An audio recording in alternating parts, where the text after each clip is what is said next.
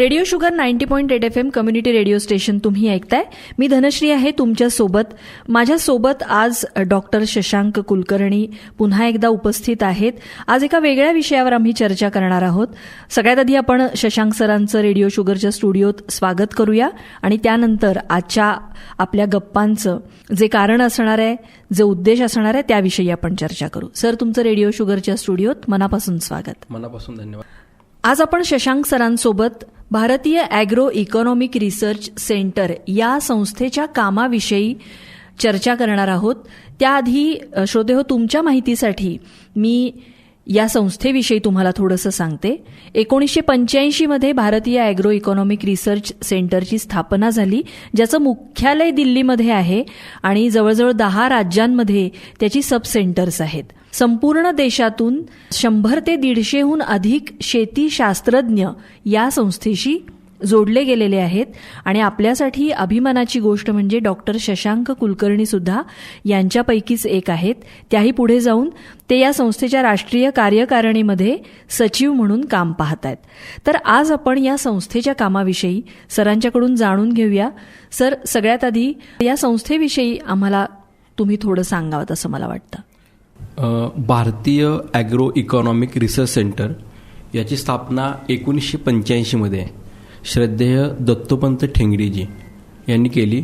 ते एक वरिष्ठ सामाजिक कार्यकर्ता होते आणि शेती, कामगार, विकास, अर्थव्यवस्था अशा महत्त्वाच्या बाबींवर ते एक चिंतक किंवा एक थिंकर, एक विचारवंत या नात्यानं देखील त्यांनी त्यांच्या आयुष्यामध्ये काम केलं.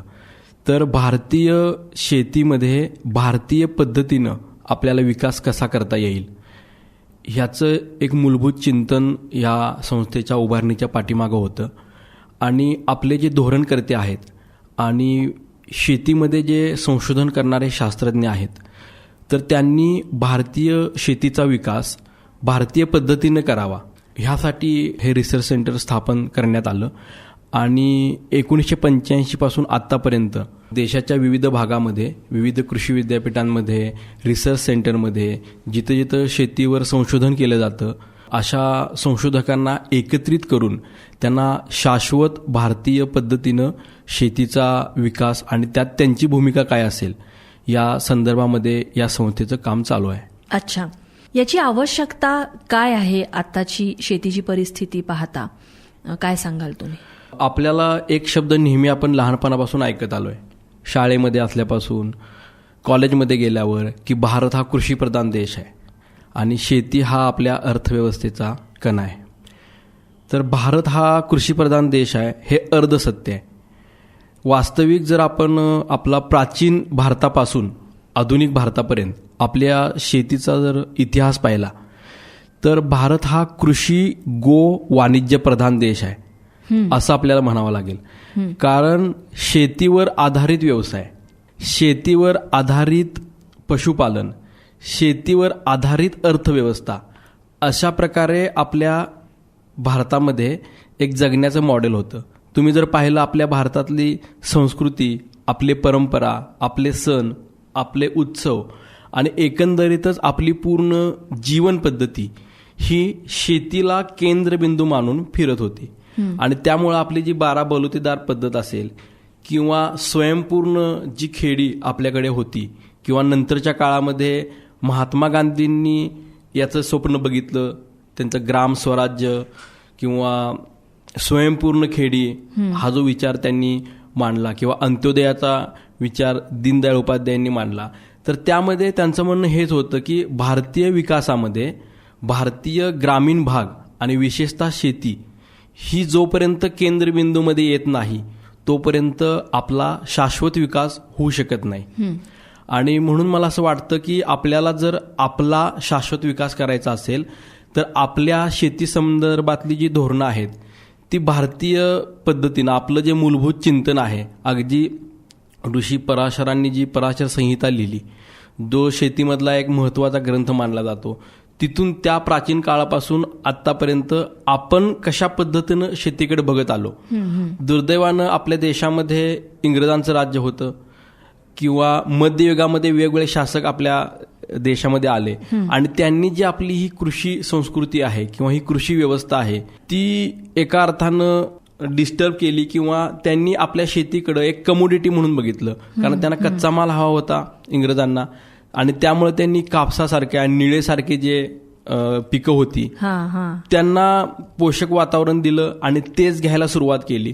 आणि आपला जो एक समन्वय होता शेती आणि जीवन पद्धती, शेती आणि अर्थव्यवस्था, शेती आणि विकास किंवा एकंदरीत शेती आणि माणूस ह्याचं जे घट्ट नातं होतं ते कुठंतरी विस्कळीत व्हायला सुरुवात झाली. आता इंग्रज जाऊन खूप वर्ष झालेली आहेत आणि इतर क्षेत्रामध्ये आपण हळूहळू आपली भारतीयता परत कशी येईल आणि भारत जो आपला आहे त्याची एक स्वतंत्र अस्मिता, स्वतंत्र ओळख याची पुनर्स्थापना कशी होईल यासाठी जर जाणीवपूर्वक प्रयत्न करत असू तर शेतीच्या क्षेत्रामध्ये आणि विशेषतः कृषी धोरणांच्या क्षेत्रामध्ये आपल्याला ही भारतीयता कशी आणता येईल यासाठी भारतीय ॲग्रो इकॉनॉमिक रिसर्च सेंटर महत्त्वपूर्ण भूमिका निभावत आहे.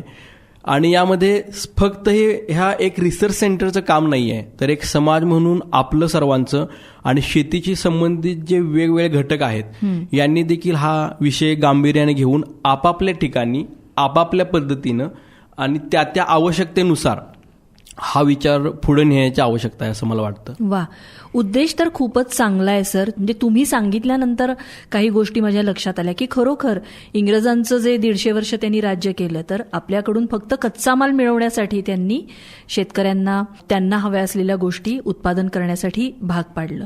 यामुळे आपली पारंपरिक शेती कुठेतरी मागे पडत गेली. पण आत्ताचा काळ आपण पाहिला तर आपल्या देशाची लोकसंख्या जगात 1 नंबरला आहे. आपली खाणारी तोंडं आणि आपण उत्पादन घेत असलेलं अन्नधान्य यांचं प्रमाण खूप व्यस्त झालेलं आहे. तर या सगळ्या ज्या समस्या आहेत यांना तोंड देताना रासायनिक खतांचा वापर, जास्तीत जास्त उत्पादन घेणं या सगळ्या गोष्टींकडे शेतकऱ्यांचा कल वाढत चाललाय. तर तुमच्या या संस्थेचं जे काम आहे हे एका अर्थी प्रवाहाच्या विरुद्ध पोहण्यासारखं आहे की तुम्ही पारंपरिक शेतीकडे पुन्हा नेत असताना आत्ताच्या गरजा भागवणं हे आव्हान कसं पूर्ण करणार. मग ह्या पार्श्वभूमीवर तुमच्या कामाचं स्वरूप कसं आहे? तुम्ही जो मुद्दा मांडला तो अगदी बरोबर आहे की आपली लोकसंख्या दिवसेंदिवस वाढायला लागली आहे. जगामध्ये आपण लोकसंख्या दृष्टीने पहिल्या क्रमांकावर आहे आणि शेतीखालील जे क्षेत्र आहे ते दिवसेंदिवस कमी व्हायला लागलं आहे. आणि अशा काळामध्ये एवढ्या सगळ्या लोकसंख्येची भूक भागवणं हे एक फार मोठं आव्हान भारतीय शेती आणि शेतकऱ्यांच्या समोर आहे. पण याचबरोबर आपल्याला दुसरा हा विचार करावा लागेल की जर आपण ती गरज भागवण्यासाठी जास्तीत जास्त अन्नधान्य उत्पादन व्हावं या उद्देशानं अंधाधुंदपणे कोणताही हिशोब न ठेवता, कोणत्याही प्रकारचा शास्त्रीय आधार न घेता रासायनिक खतांचा वापर करायला लागलो, कीटकनाशकांचा वापर करायला लागलो, टॉनिकचा वापर करायला लागलो तर हळूहळू आपली जी शिल्लक राहिलेली जमीन आहे ती पण नापीक होऊ शकेल, ती पण बंजर होऊ शकेल. आणि मग तो प्रश्न किती मोठा भविष्यामध्ये होईल ह्याचा देखील आपल्याला आज विचार करावा लागेल.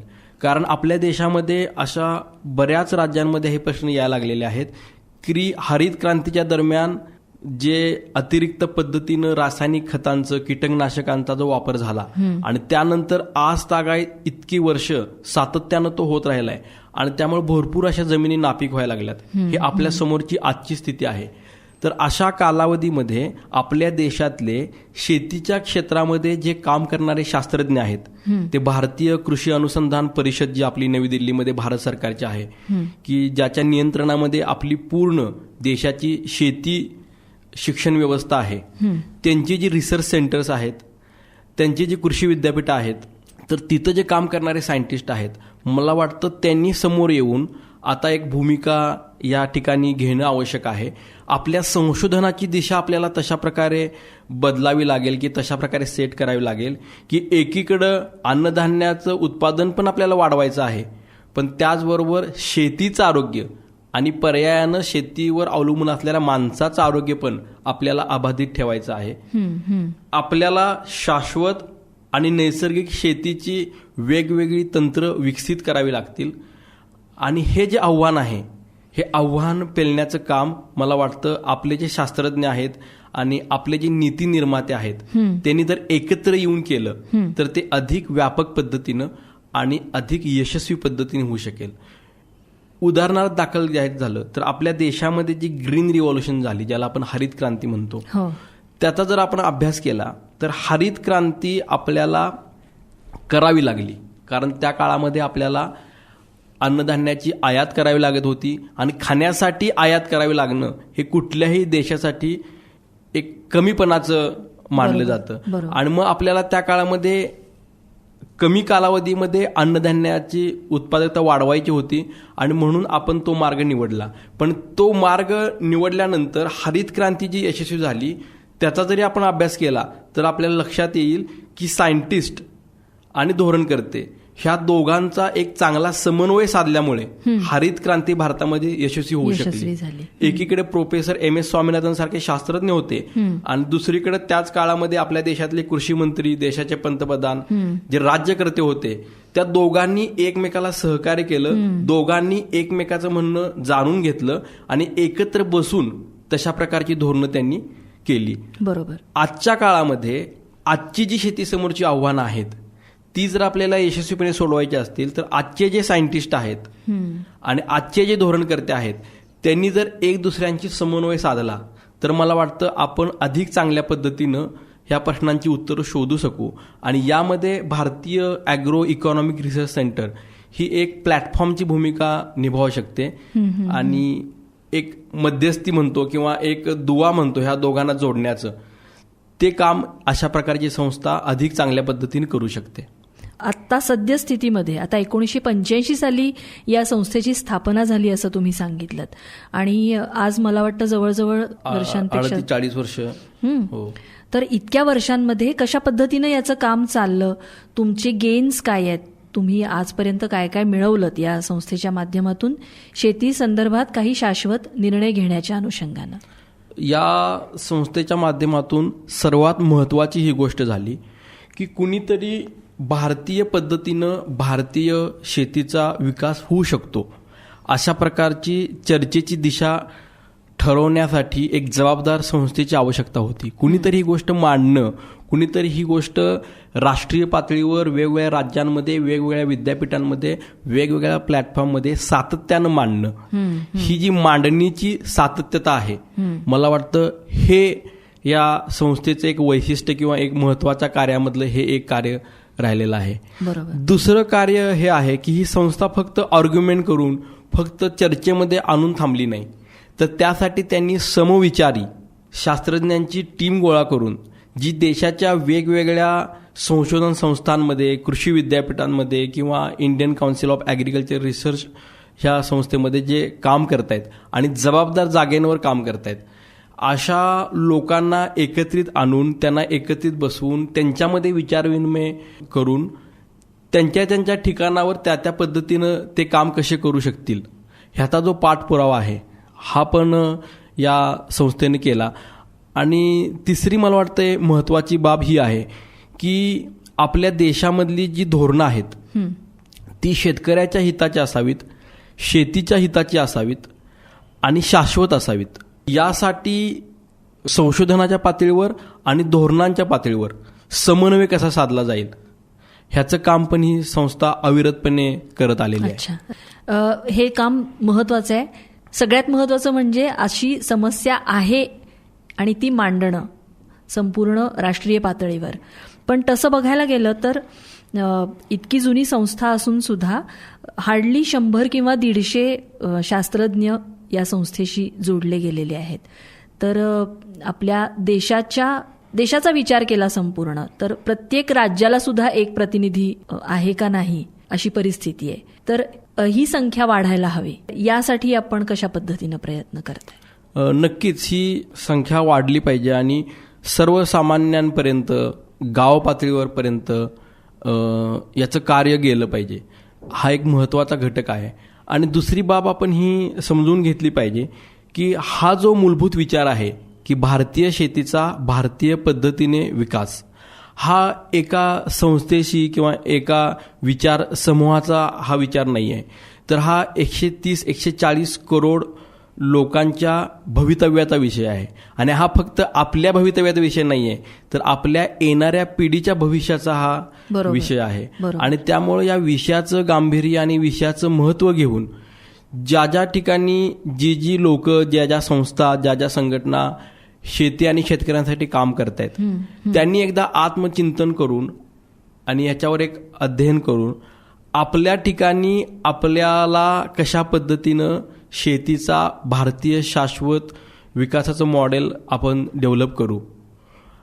ज्या पद्धतीनं इंटरनॅशनल योगा डे पूर्ण जग साजरं करतंय, भारत हा जर कृषीप्रधान देश असेल आणि भारताच्या शेतीला जर हजारो वर्षाचा इतिहास असेल, तर मला वाटतं भविष्याच्या काळामध्ये भारत देखील जगाच्या शेतीसाठी एक उदाहरण, एक आदर्श निर्माण करू शकतो की शेतीचं उत्पादन आणि शेतीचा शाश्वतपणा दोन्ही एकाच वेळी कसा टिकवता येतो, ह्याचं एक उदाहरण मला वाटतं आपण जगासमोर निर्माण करू शकतो, जर आपण सर्वांनी सामूहिक आणि सातत्यानं जर प्रयत्न केले तर हे शक्य आहे. एक्झॅक्टली. सामूहिक आणि सातत्यानं होणारे प्रयत्नच एखादी गोष्ट माणसाच्या मेंदूवर, मनावर ठसवू शकते.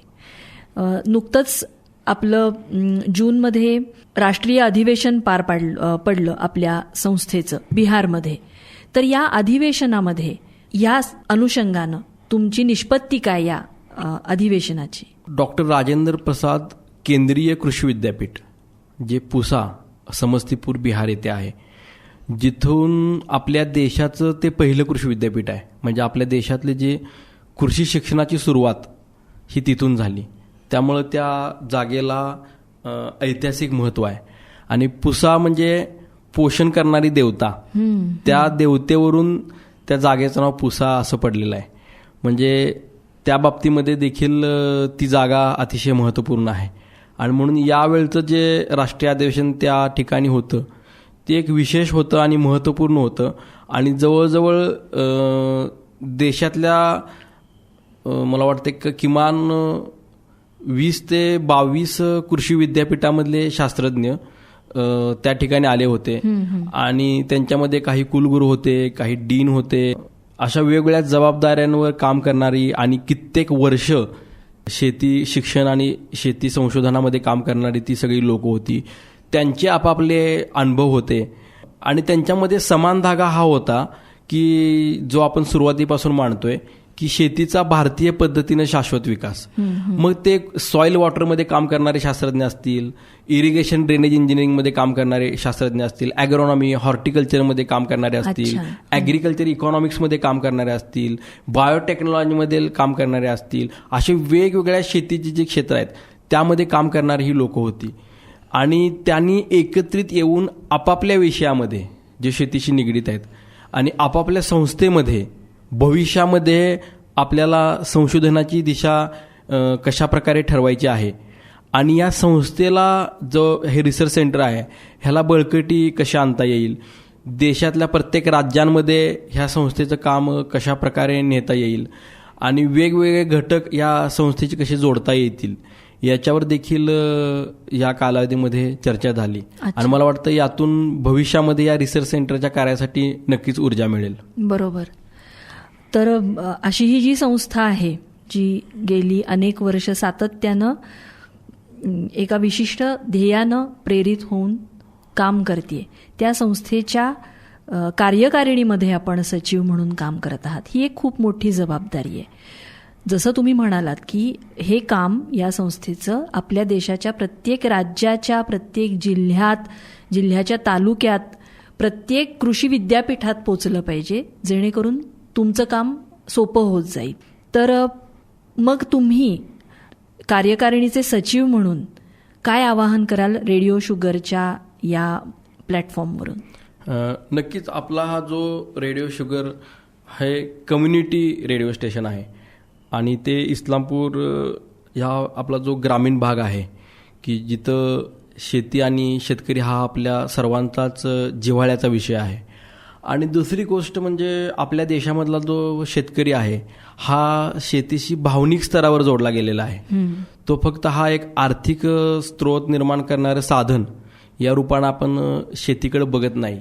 मग ज्यावेळी आपण शेतीला आपली आई मानत असू, काळी आई मानत असू, तर आईचं पालनपोषण करणं, आईची काळजी घेणं, आईचं आरोग्य बिघडलं असेल तर त्याच्यावर योग्य तो उपचार करून आईचं आरोग्य चांगलं ठेवणं, हे मुलगा वयात आल्यानंतर त्याची जबाबदारी राहते. कारण मुलगा लहान असताना आई त्याचं पालनपोषण करते. तर त्याच पद्धतीनं आपण या भारतमातेचे पुत्र म्हणून आपली जी काळी आई आहे, आपली जी शेती आहे, तिचा शाश्वत पद्धतीनं कशा प्रकारे विकास करू शकतो आणि शोषण न करता दोहन आपण तिचं करू शकतो, तर याच्यावर आपण सर्वांनीच गांभीर्यानं विचार करणं आवश्यक आहे.